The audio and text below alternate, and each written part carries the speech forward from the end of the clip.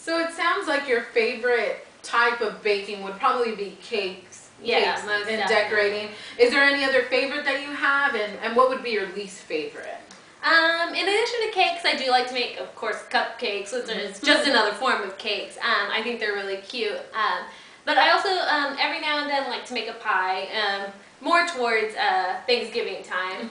There really isn't any style of baking that I've tried that I don't like. What I haven't tried yet is maybe more towards the pastry side. I haven't really tried my hand at making a cannoli or a lobster tail or anything like that. So I'd really be interested in doing something like that. Okay, and I know I've seen some of your cakes. So are you creative in the kitchen? Do you think out of the box? How elaborate and creative are your designs? Whenever someone comes up to me and says, hey, turning 25 this year, I want a birthday cake. From the time that someone tells me that till the time I deliver the cake stays on my mind. Sometimes in class it gets a little boring, I start daydreaming, so on my engineering paper I'll sketch out different things, trying different things with their favorite color, their favorite prints, maybe their favorite hobby, whatever it may be, and I like to give people options. I'll show them, hey, well, we could do this, which is a basic cake, or I could do a tiered cake like this, or I could do a sculpted cake like this. So I really love to be creative with my cakes. I don't like to repeat cakes because I think it leaves little room for creative juices, but even when someone says, oh, I love their cake so much, I have to have it, I'll add a little tweak in here or there just to make it their own. In addition to being creative, can you tell me a couple of other interesting details about yourself, maybe positions that you held, awards that you won, things like that? Aside from what I think is really interesting, being an aircraft mechanic at the age of 18, which is one of my favorite little tidbits about myself, I'm also in a sorority that I love with all my heart. I've been there for 2.5 years, and I've held 2 positions while there. The first position I held was Vice President of Programming, where I planned all of our fundraisers, all of our philanthropic events, and our community service. And the position I am currently holding is Vice President of Academic Affairs. I just make sure all the girls in the sorority have their GPA on track. If maybe some of them are falling behind a little bit, I get them the tutoring they need, make sure they're doing their proper study hours in the library, and I also plan socials. Going along with socials and some of the other organizations on campus, I actually have held the title of Miss Hispanic Heritage on my campus. What that is, it's during Hispanic Heritage Month in September. They try and see who's kind of involved in their community.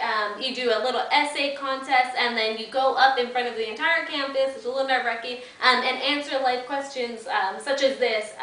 And I was chosen, and I have the tiara, the sash, everything. It's a really good, big honor for me. Wow, congratulations, good job. And so I'm sure you always have your friends surrounding you, being in a sorority and everything. What would you say is your favorite topic of conversation in that social setting? It may not always be my favorite topic, but whenever I get around my friends, a lot of times what they want to talk about is my cakes. They'll say, oh, I saw this new cake on Facebook, I really like it, or hey, I told my mom about your cakes and she loves them, things like that. So it's a lot of fun. A lot of times they like to come watch me do my cakes or kind of learn. They always tell me, Amanda, can you teach me how to do this? And I say, if I'm making a cake, you're more than welcome to come over and I'll show you everything I can in that time. Okay, in making those cakes, where do you get your recipes from, and how do you put your own personal twist on recipes? The website I mentioned earlier, Cake Central, they have a whole recipe section, so I wanted to try a mango cake one time, and I was like, mango cake, so I went on there, and it's users that have tried recipes, tested recipes, they throw them in there, and so I take it. When I made that mango cake, being from Hispanic heritage, we eat a lot of mango, we like a lot of tropical fruits like that. I noticed when it came out that it didn't exactly have the true flavor that I liked, so I kind of had to go get some of the Mexican style juices, use that rather than what they had suggested, just kind of make tweaks, and I think my culture kind of helps in things like that. Okay, so your friends probably all think that you're an expert because you make these amazing cakes. Now, how would you rate your skill being beginner, average, or expert in the areas of baking, decorating, and then pastries? As far as baking goes, I think with every cake that I put into the oven, my skills increase that much. So I think as far as baking is concerned, approaching expert, which I'm really proud of. When decorating, like I said, I'm completely self-taught, but I like to try new things. I see a new technique, I want to try it. I see something online that's getting a lot of buzz around it. I say, I think I could do that. They'll say, there's a DVD here, there's something there, and I'll check those out every now and then, but mainly I like to use my engineering skills to kind of look at the technique, pick it apart, and then create it myself. And pastries? Pastry, like I mentioned earlier, I haven't tried my hand at yet, so I guess I would be a beginner there. Okay. And we talked a little bit about how you worked under pressure and time constraints. How would you rate your decorating skills when you're under a time constraint? Would you say you get it done quickly, it's not a problem? Or would you say you take your time regardless of the time? Or would you say that you get stressed out and you don't finish it at all? I definitely get stuff done in an orderly fashion. Whenever I am making a cake, I have a timeline set up. I have this amount of time for baking, I have X amount of time for filling and icing, and then I have this much time to decorate it. I like to keep myself very well organized because I don't want to be there at the last minute, someone's coming to pick up their cake and I'm sitting there piping a border on or something like that. So I feel that I work very well under pressure, under time constraints, because I set them for myself with every cake. Okay, and would you say that you're usually happy with the end results? Most definitely, because I don't send a cake out that I'm not happy with. So every end result is exactly how I expected it to be, because I guess the way I feel is if I'm not happy with the cake, I can't expect someone else to be happy with it. Okay, that's a great quality to have, especially, you know, when you're sending out products like that.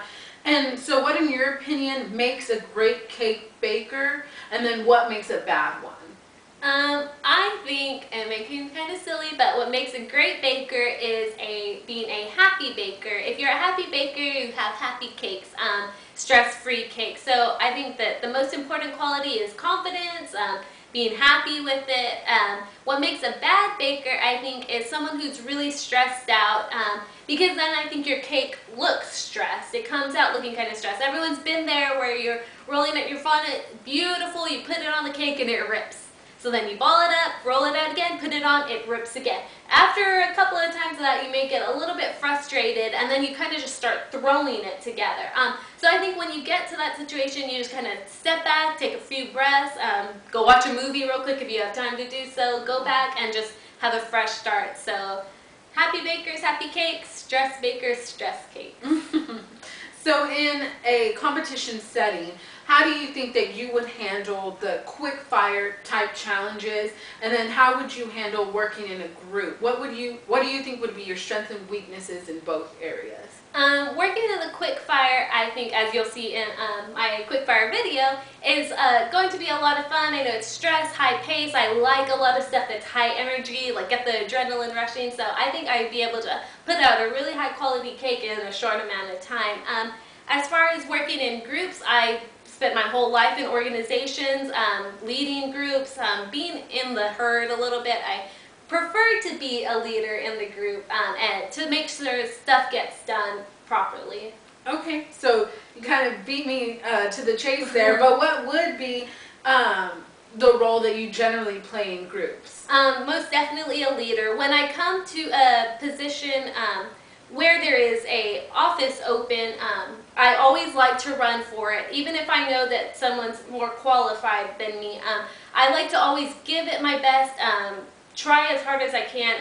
In group settings, I kind of, and it's maybe a negative quality, I kind of have that if I don't do it, it may not get done right. So I kind of like to handle business myself, get up there, get in charge, and make sure everything that gets done properly. Okay. That was 9:52. When he's going like this.